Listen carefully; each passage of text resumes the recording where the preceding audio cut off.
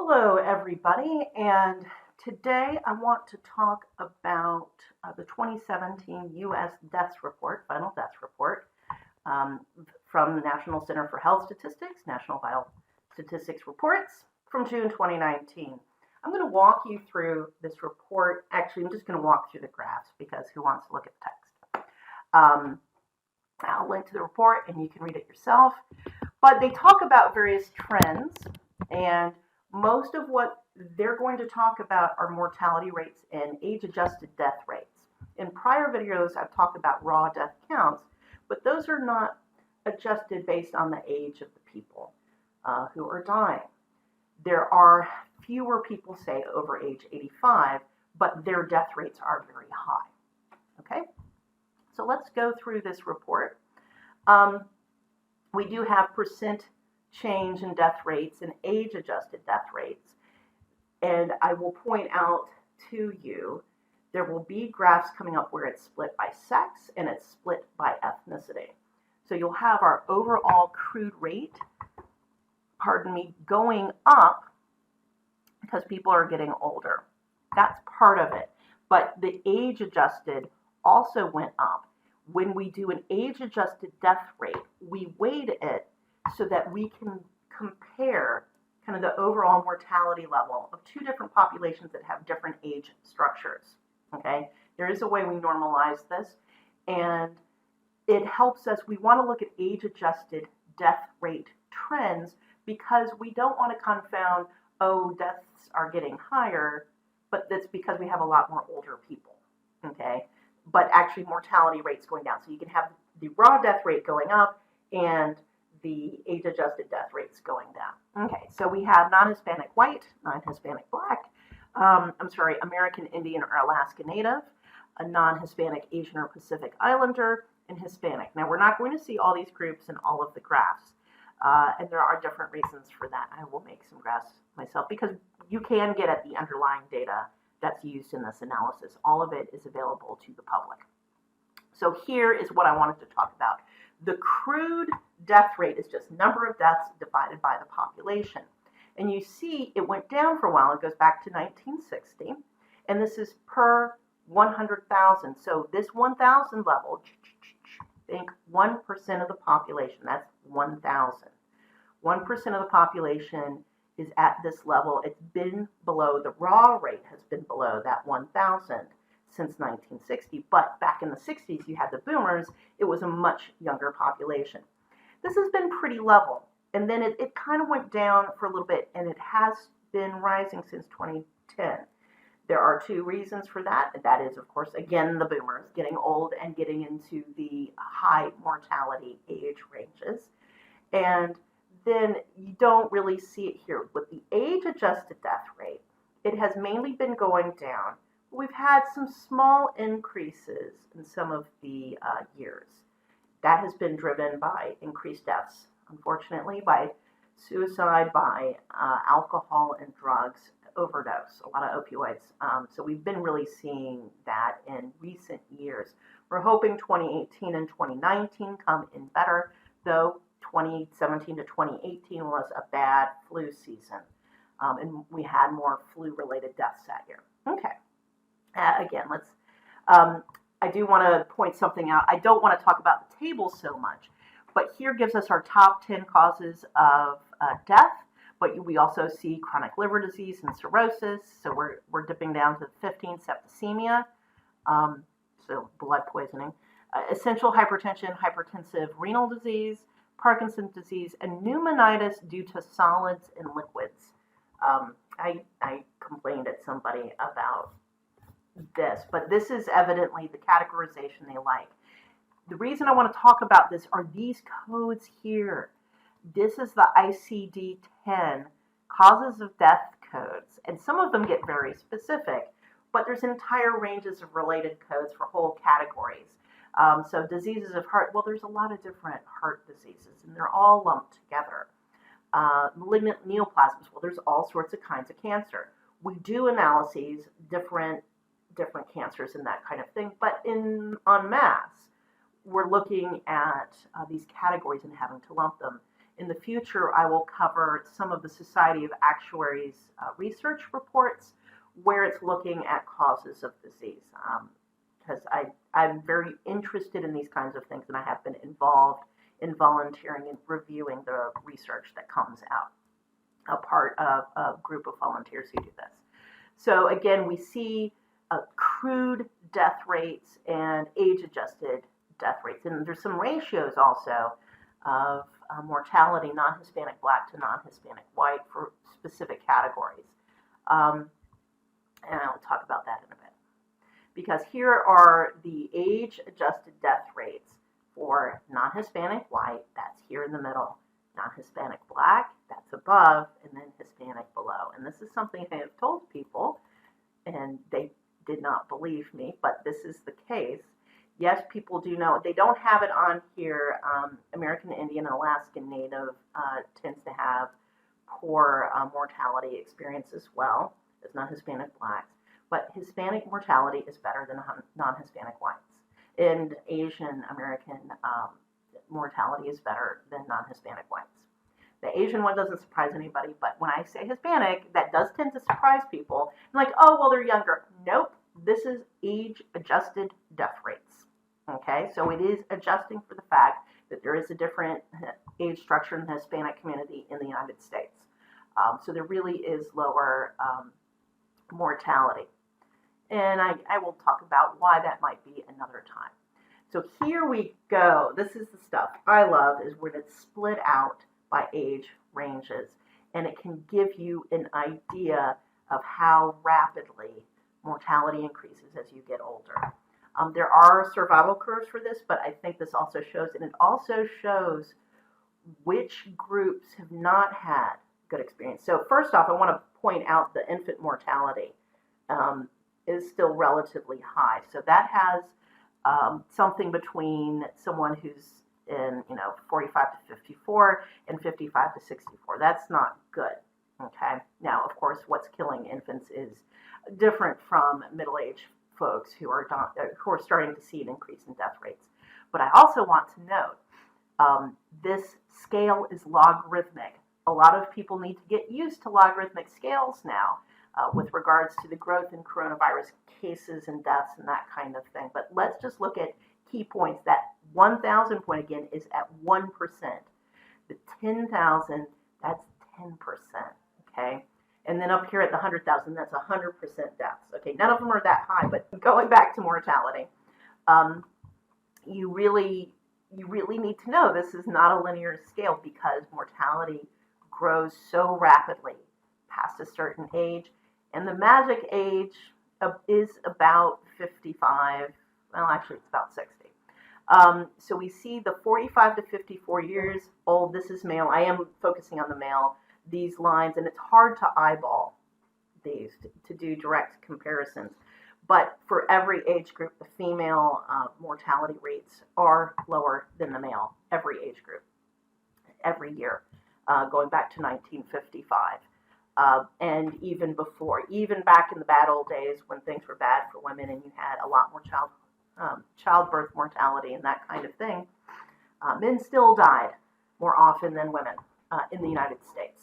It's not true in all countries, but it's true in the U.S. Right, Dean? Yeah. True in the U.S. Now, and also may have differed in the 19th century, but in the 20th century, it was true.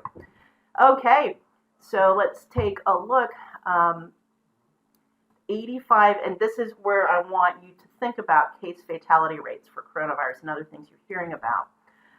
10% of 75 to 84-year-olds. Now, it's less than 10% currently. It was more 10% back in 1955, so it's lower than that. But like for the older groups, there is, again, age-adjusted mortality. It differs year to year. So age 85 has a lower mortality rate than age 90 than 95, but it still grows rapidly. Actuaries, we have the concept called omega. I did it in a different video of the maximum age in our mortality tables. Yes, in some cases, a few people exceed that, but we say, once you reach age 120, for example,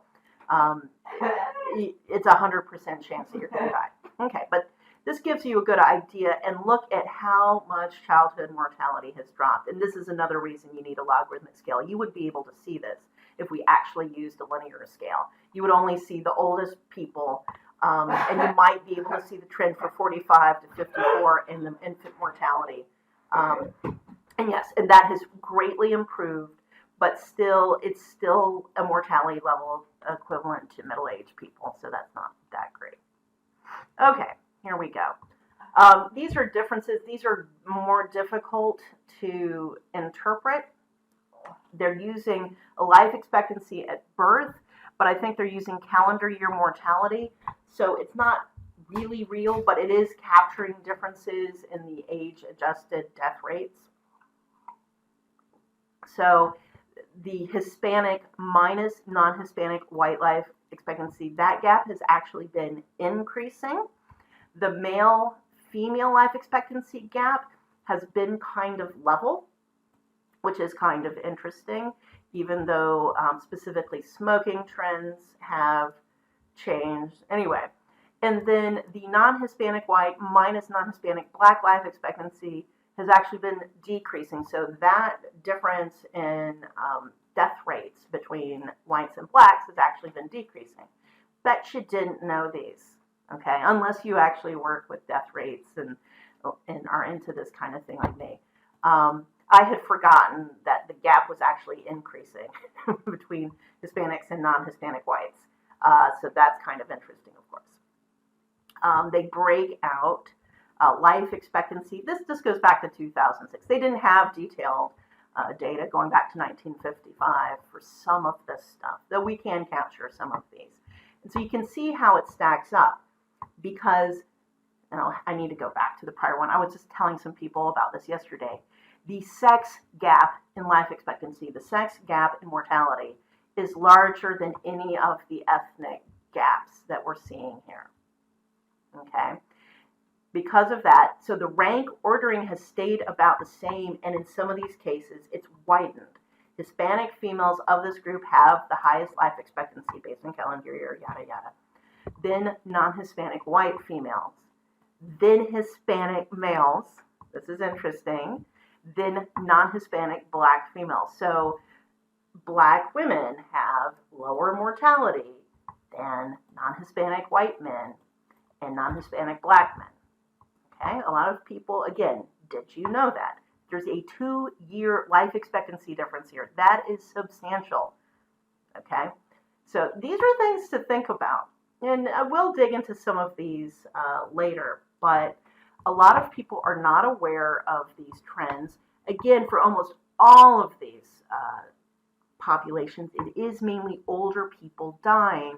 So the difference of life expectancies come from different parts of the curves depending on the particular groups you're looking at. But for male and female, the gap exists every year, and it's a big gap.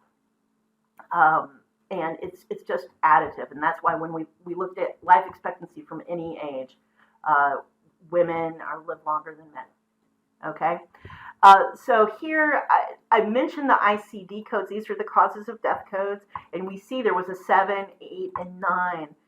The reason there's an Alzheimer's disease is it must have been new to ICD-9. I'm not going back and figuring that out, but it has been pretty stable. ICD-10 has been around for about 20 years now, and then we had about 20 years of the ICD-9. It's still pretty stable, and we can look at the rates, and these again are age-adjusted death rates, because we still have more people dying of heart disease than cancer, but we have more younger people dying of cancer, and that's why we kind of have this flat age-adjusted death rate for cancer. That's the malignant neoplasms as cancer coming down. Diseases of the heart, cerebrovascular diseases, etc. One thing I note, Alzheimer's disease has been increasing, Parkinson's disease has been increasing, hypertension as a cause has been increasing, and then accidents, we've had increases in the last years. I think that includes accidental overdoses, and I think that's actually what's driving that increase in unintentional injury. Okay, let me just see if there's any more that I want to explain. That's not not really. Okay. Infant, neonatal, postnatal. Yeah, I don't really want to talk about those. Now, this is per 1,000 live births. You need to distinguish that from 100,000 people for our raw death rates. And these are different periods. And again, I don't want to talk about that. And then you get a bunch of tables at the end by decades and individual years. So you can see total deaths starting in 1940, starting with 1.4 million people. These are the raw counts, up to 2.8 million people in 2017. Well, actually, let's just go look. What was the population of the U.S. in 1940?